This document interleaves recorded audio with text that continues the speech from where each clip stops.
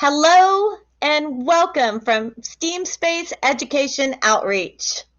We are thrilled to be with you today for our very first completely virtual Cities in Space, as well as our third international competition and conference. It has been an unusually challenging year for all of us globally. This can be particularly said in the realms of education. In a normal year at our Cities in Space events, we can do this together. Though we cannot share a meal together in person, we can still celebrate and discover our future together. Because it is you, students, right here, right now, who will create our future in space. It is you who will go the distance and build new worlds. It is you we depend on for a bright and inspiring story of where the human race will go next. And that next is just around the corner. And when you are living in your thriving community on the moon or on Mars or in distant free space, you will all need each other. Because it won't just be about the engineers and the chemists and the architects, though they will be highly essential. It will also be about the agriculturalists who grow the food, the doctors who heal. It will be about the artists who create design and create aesthetic harmony for your community. It will be about the musicians who inspire that community. It will be about the counselors who create healthy mental transitions for new arrivals and the historians that continue the story of humankind. Indeed, all will be needed. Today, we will hear from some brilliant and inspiring minds. From the realms of rocket science and biology, to commercial space, to the Moon Village Initiative, to discussions on our story of where we have been and where we are going, to film and the arts, to what companies are doing to include civilians in space. For those of you who have registered and are competing today, we have your breakout rooms ready at the scheduled time, so make sure to have some intimate questions ready for your designated speakers in your breakout rooms. We are also looking forward to seeing you at our celebratory star party tonight, hosted by our amazing partners in astronomy and education, SLU. Thank you, SLU. Many of whom have been with us since our first days in 2015. We could not do it without you. This year has been such an exciting year. Watching our Cities in Space teams videos come in from all over the world. Our amazing advisory board who has supported us through the years, and a personal shout out from me to our STEAM Space team for making this grand leap happen despite the challenges of 2020. Our Director of Operations, Amos Bahana, our IT Administrator, Chris Larson, our Videographer, Weiss Cutler, our Photographer, Scott Jarrett, and our STEAM Space Academy support, Natalie Mendez. Thank you from the bottom of my stellar heart. And with that, let the day of discovering your future begin.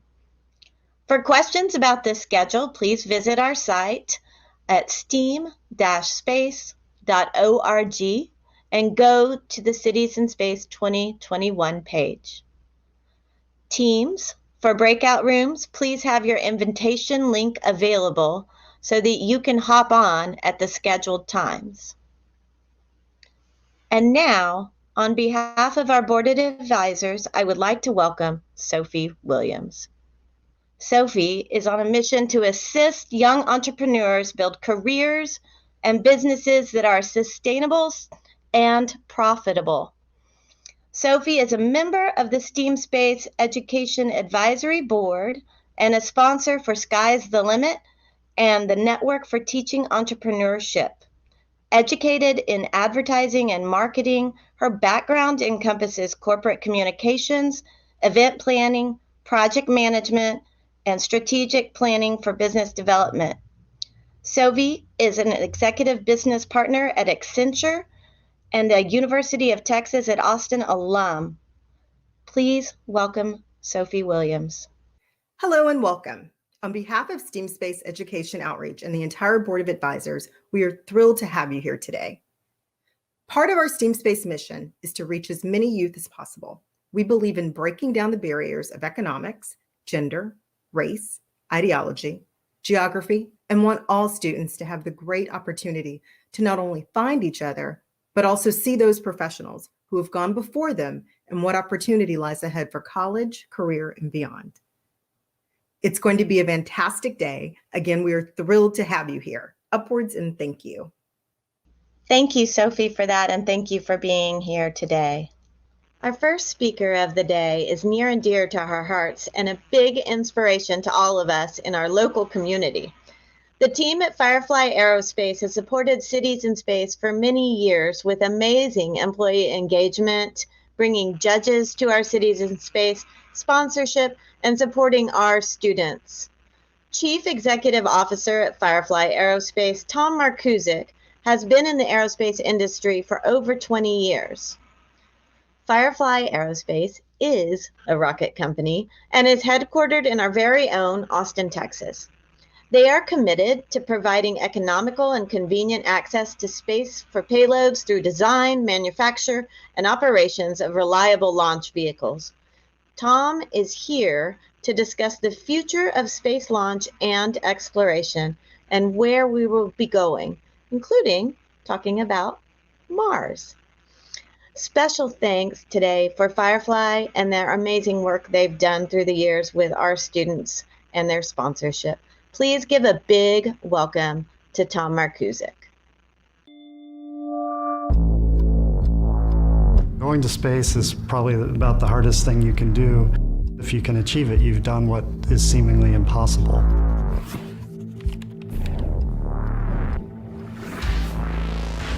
We're not just buying other people's stuff and putting it together. We have to engineer all the pieces, parts, put them into assemblies, and test them for the first time. We have to solve problems that none of us have solved before. Firefly's goal is to build a rocket that can get small satellites to space. The challenges and problems make you dig deep and think like you've never thought before. I made the modifications for the thrust chamber to interface with the new... You get to imagine things and try and make them a reality. This place is fast-paced. You always have your next goal. We're always hustling. Space has always been intriguing, but what's unique about this time now is that there's big business to be had in space. Its estimates are on the order of $3.2 trillion in revenue by 2045, dwarfing any other business. Final configuration. Operator, please check NPT-01. Firefly is in a stronger position than it's ever been. We have an investor that's dedicated to pay the entire bill to get us to space. We do need some more people to help us get to the next level, but everything is in great shape right now at Firefly. People are the most important thing at Firefly. You know, I'm the CEO, but I'm out in the field working with the team on building the rocket engines. We're just a bunch of guys and gals trying to do something amazing. You won't find hierarchy here or a lot of roadblocks or bureaucracy. The culture's very sort of family-like. Test execution. RE. Verify blue lines are met.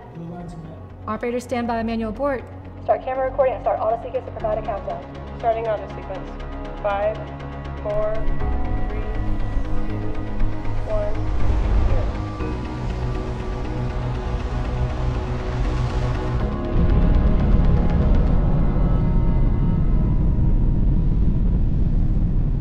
Firefly is great because you really feel like that you're putting your personal touch on this vehicle and on this system. Just to be a part of the beginning of it all is an amazing feeling.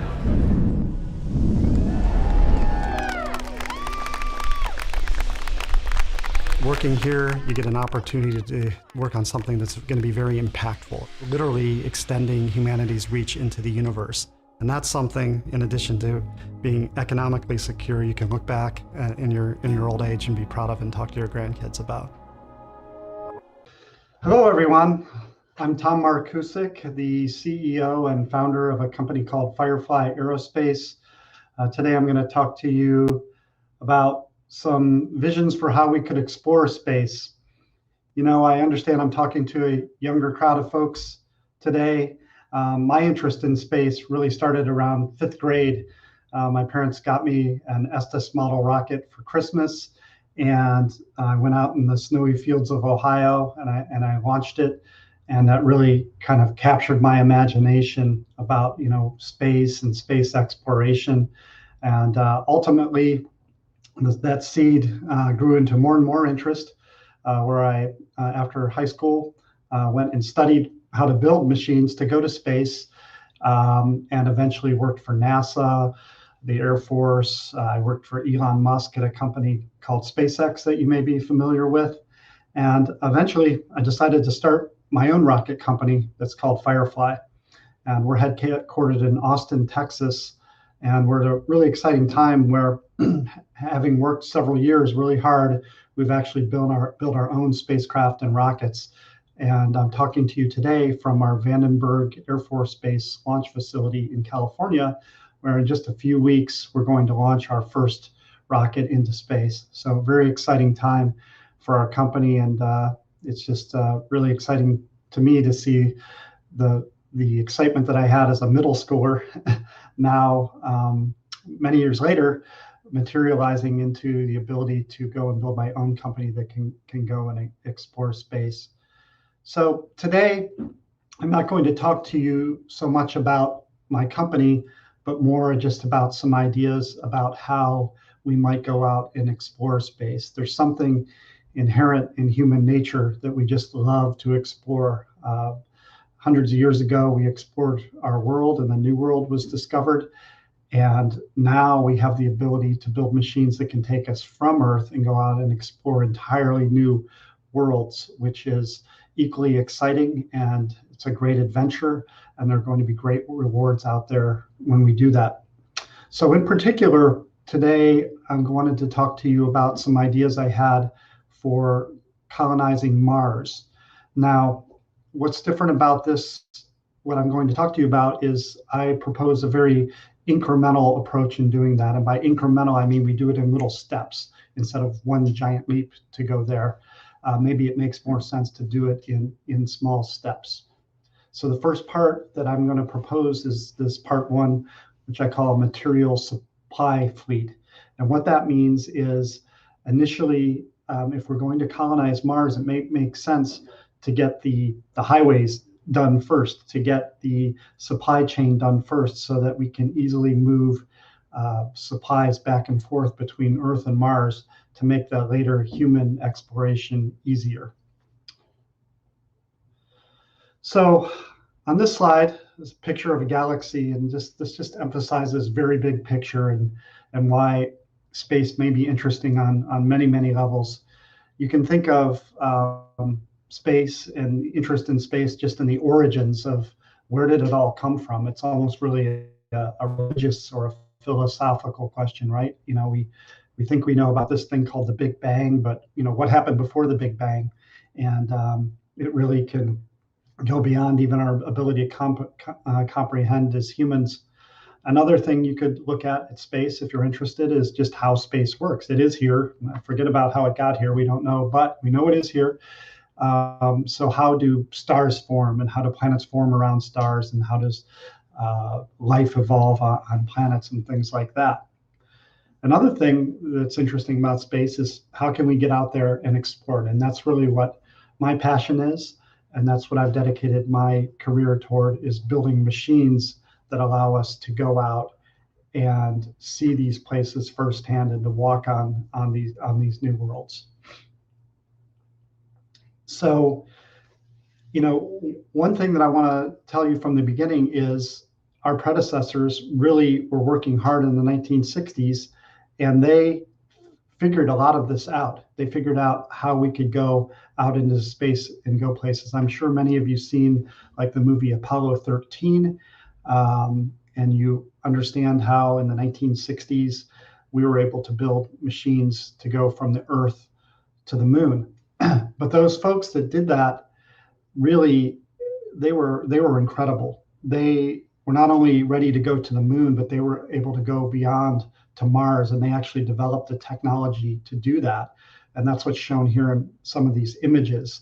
They developed advanced rocket engines that used nuclear power and really figured out not only how to go to the moon, but how to go beyond to Mars. But unfortunately, something happened. And that all kind of came to a grinding halt after the 60s. And, I'm sure some of you are familiar with the Eagles song, Hotel California. Welcome to the Hotel California. It's way before your time, but maybe you've heard it in the car or whatever. And one of the lyrics in there that I reflect on that's applicable here is, we haven't had that spirit here since 1969.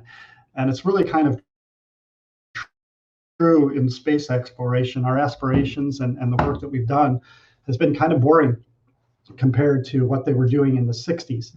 And there are a lot of reasons that occurred, but instead of talking about that all day, maybe we can think of the spirit of what they're doing and do it in a different way. And that's really what I wanted to talk to you today about. This, what I'm proposing is this incremental approach to exploring the universe.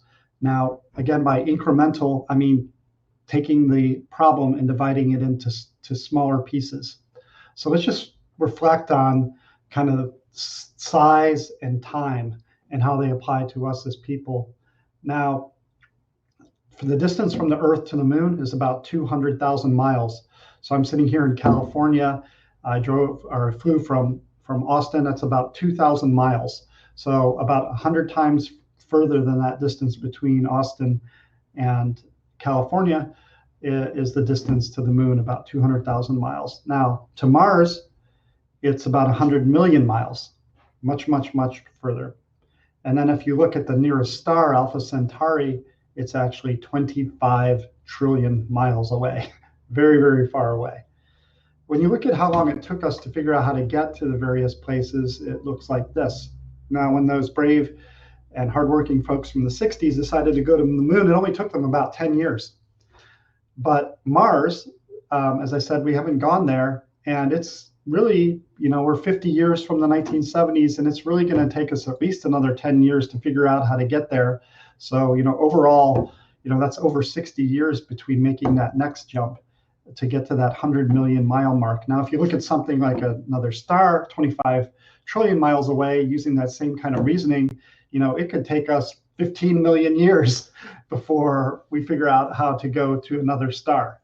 Now, I don't know about you, but I don't want to wait 15 million years. And indeed, in the human lifetime, we can't even contemplate such things.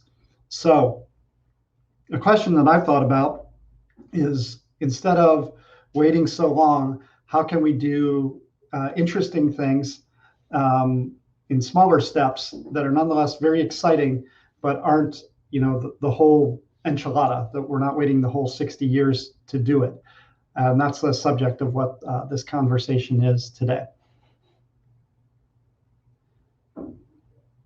So let me be a little more specific about what I'm talking about. It's always interesting and beneficial to think about doing two things at once. For example, if you think about some of the problems we have, how could we solve those problems and also get to do other cool things at the same time? And what occurred to me is that the space around Earth is becoming very, very crowded. There are going to be 57,000 satellites around Earth by 2029. Now, that very crowded space creates problems. Things can start running into each other, and we could just have a big kind of space pollution problem. So when I was thinking about that, I was thinking about how could we tie this into the bigger dream of going to other planets. Now, this is an image of Mars here, and around Mars, there's a small moon called Phobos, it's shown here.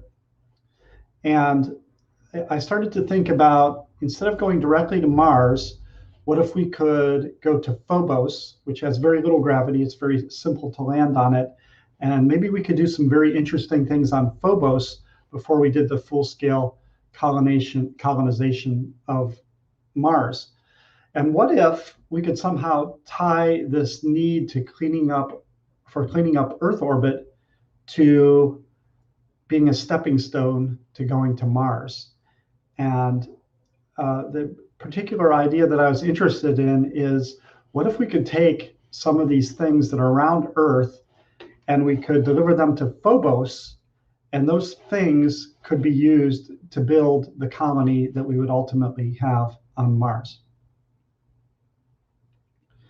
So this slide is very complicated, and it shows all the things we need to do over the next 60 years to get to Mars. So I won't bore you with all that. And as I said today, I wanted to talk about an incremental approach, and that's what I've highlighted in this yellow box here, is like, hey, why don't we just go and do this like right now?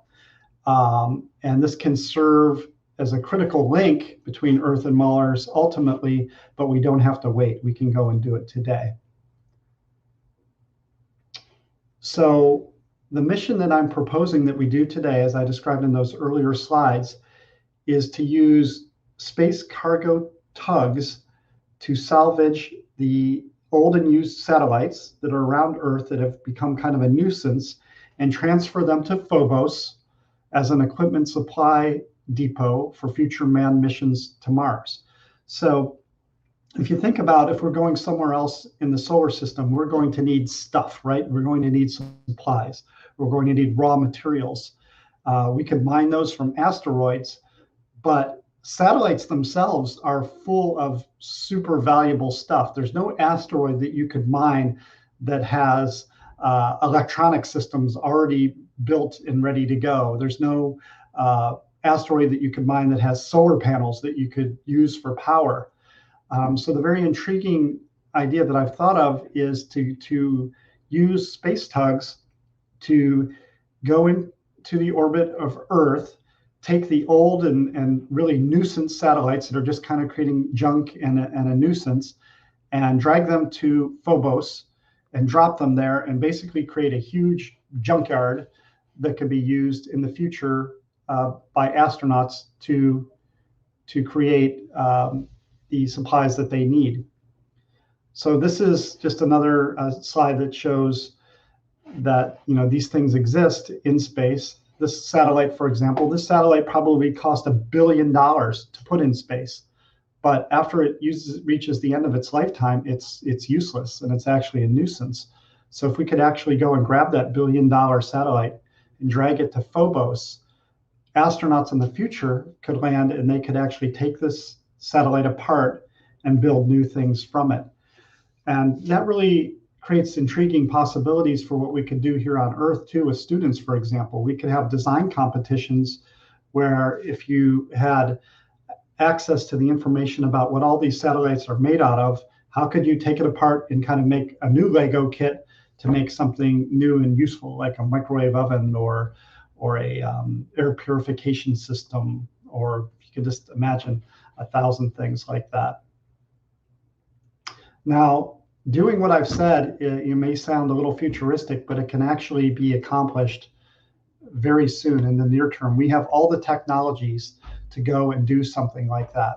Now, we don't have all the technologies to send humans to Mars, but we do have all the technologies we need to go and harvest these satellites and just start dumping them on Phobos, so that when the humans do come, they will have a big junkyard full of things that they can use to help really jumpstart and build that colony on Mars without having to bring all the stuff when they fly there in the first place.